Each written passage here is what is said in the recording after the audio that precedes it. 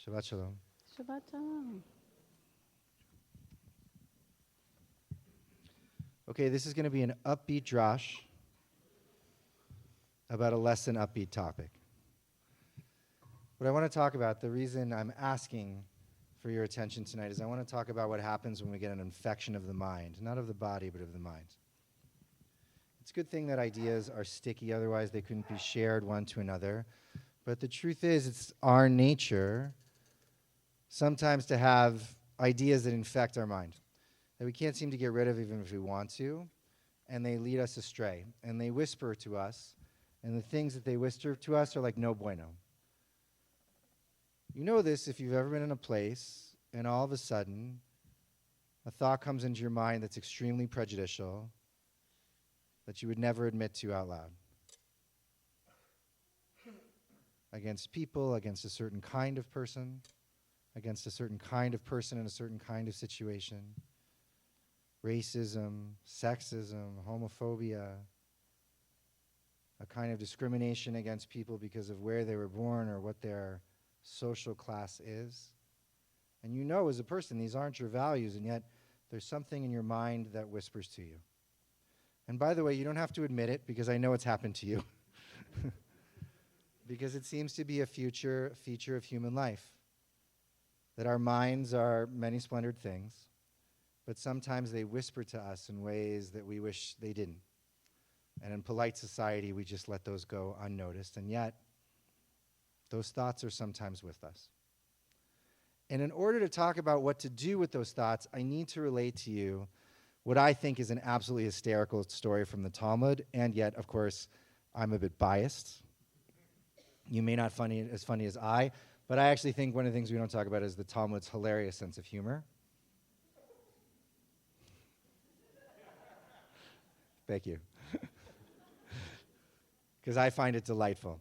So this is a story about delightful cynicism, having to do with miracles, and I'm going to bring us back ultimately both to the Parsha and what happens when you feel like you're in the grip of a thought that you wish that you could disown. You with me so far? Okay. The story goes like this. There once was a rabbi in the Talmud whose name was Rav Ada bar Ahava. And by the way, that's a good name to have, because bar Ahava means son of love, right? And sure enough, kishmo kachu, he was a lovely, lovely guy. In fact, the story goes that Rav Ada bar Ahava was such a naturally good human being that a miracle occurred, and such that wherever he went, nothing physically ever bad ever happened to anyone. There was kind of like a zone around him of goodness, and when you were with Rav Ada bar Ahava, you were safe. And one day he's walking with the great heads of the Babylonian yeshiva, Rav Shmuel. This is where the Talmud, the Babylonian Talmud, the important one, was actually written, right? And they walk by a wall. And this wall is extremely dilapidated. There were not such things as building codes in ancient Babylonia. And it turns out that falling masonry was actually a rather large concern for our ancestors.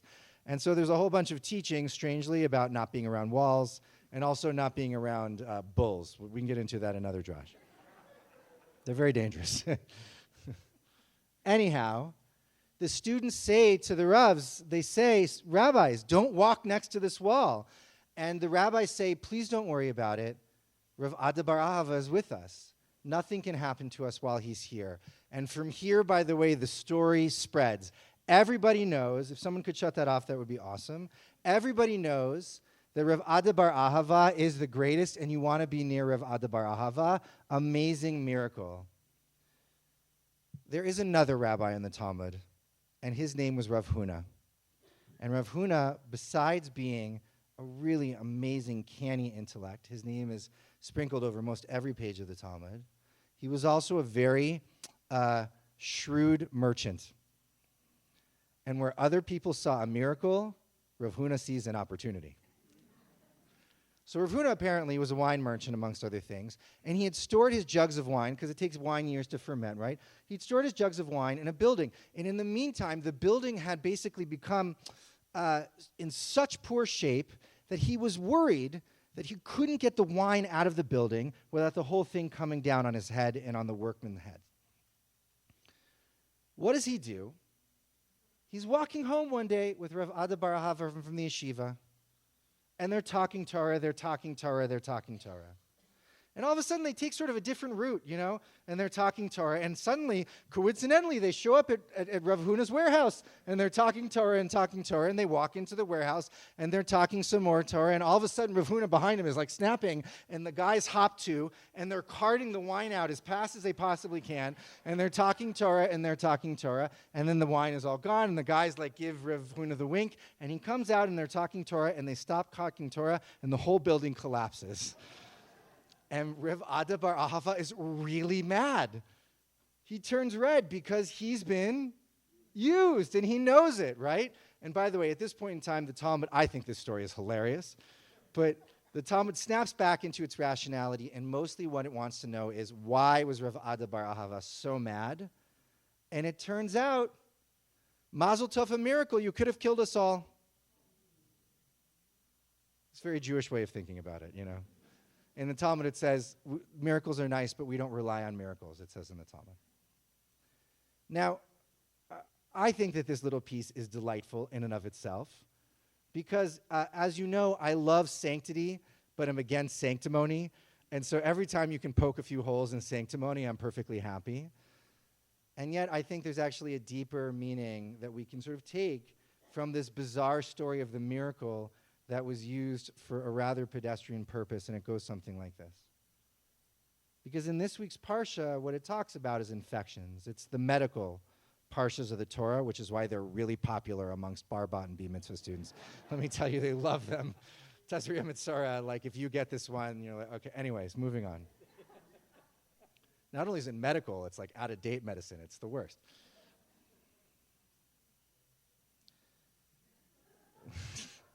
At least if you're going to make a good joke, share it with the rest of us,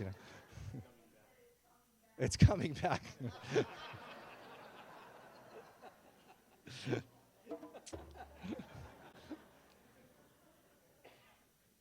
So in the medical parsha, and Metzora goes like this. It says, there's not just infections of bodies, but there's infections apparently of houses, of structures. It's kind of like a mold situation, black mold, or in their case they had green mold and red mold, but it's sort of something that infiltrates the stones of the building and spreads. And what you're supposed to do is pull all your stuff out and call the priest, who was like the doctor at the time, and the priest comes in and they take a look at it and they diagnose it. If it's bad, they shut it up for 7 days and hope that it goes away. And they open it back up, and if it's still there, what they have to do is they have to take the affected part of the building out, stone by stone, and scrape all of the plaster off of the stones, and then put it back, and essentially hope that the infection doesn't grow. And I want to tell you, this is a perfectly fine way to do things. Right? You take the infected part, and you scrape it off, and then you put it back. And by the way, not just for buildings, but also for bodies. This is many kinds of surgery in which they go in and they take out what's wrong and they leave what's right. And so it's good for buildings, and it's good for bodies, and it's absolutely terrible for the human mind and the human heart. For when we encounter a piece of ourselves that we wish that we could get rid of in our psyche and in our emotional or spiritual makeup, the desire is to cast that part away from ourselves, to throw it out, to exile it to another dimension, to excise it from our lives. And that is utterly impossible. For the more that you try to excise what's in your mind and in your heart, it will come back around stronger, or you will suffer in a different kind of a way. It's the nature of what it's like. Have you ever tried to do it? A part of yourself that you don't like, that you wish wasn't there, of which you wish you could be clean. Have you ever tried to banish it? Because I have. And I can tell you very much, I didn't like the results. When it comes to our minds as opposed to our bodies, we can't get rid of ourselves.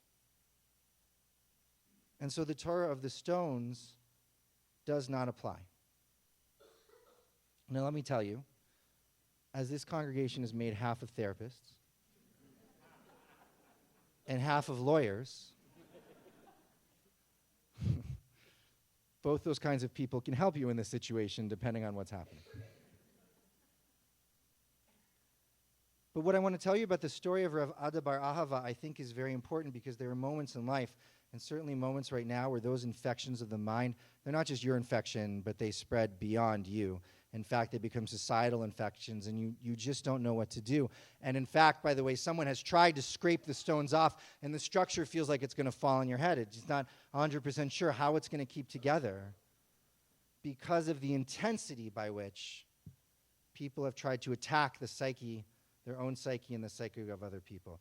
I'll let you know, by the way, just as a short digression, one of the things that I've noticed is that people who are most trying to get rid of a part of themselves, often one of the primary ways that they will attempt to do that is by becoming absolutely merciless in ridding it in others. And ridding it in others. And thus, when you see someone who is filled with a kind of zeal without mercy, you should wonder. You should always wonder. You can't scrape away the stones of the human mind. But here's what you can do. If you're worried that the building is going to fall, and there's really not much left you can do to put it together, if it's a tough moment, you know what you can do? Find the best person you know and have them stand beside you. I'm not kidding. Find the most righteous person you know and have them stand beside you and see what happens. And even if they're not physically, invite them into your mind and have them stand beside you and see what happens. Because the truth of it is that we cannot escape ourselves forever, but we can elevate ourselves for a while. And it's the proximity of people who have goodness and kindness in their hearts, people who you know have some sort of extra drop of God's mercy in this world. And honestly, if you draw close to them in certain moments, you may find yourself lifted up and protected too. If you want to understand why I daven and have been davening for over a decade with Aaron Schneier, now you know. It's not just because he's a fabulous musician. Jeff, on the other hand, we have to talk about.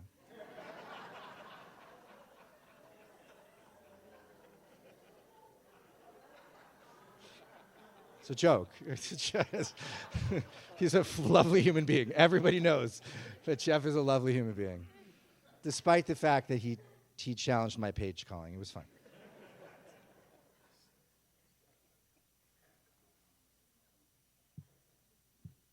Look, this is a time in which we are all fighting off infections of the mind, and our immune systems are on high alert. And the truth is, two things might happen to us. One is that we might be seduced by an idea that we had formerly rejected, or that we're so angry about an idea that's taking root in society that a different kind of infection of hatred and of willingness to do violence, really willingness to give up our own values might take a hold of us. It's a difficult time. It's a difficult time. And we have to be on guard, right? Not just about the diseases that we can diagnose out in the world, but primarily vigilant about what we can see in ourselves. And I'm telling you right now, when you find that moment in yourself, please do not scrape yourself or others raw. It will not work. It will only make the building of your heart and the foundation of your soul less stable. And what you have to do is you have to accept that this is part of the way that you think. And then you have to grab for someone you love who can help you be your best self and just stand behind you and beside you. And I promise you the roof will hold. Shabbat shalom.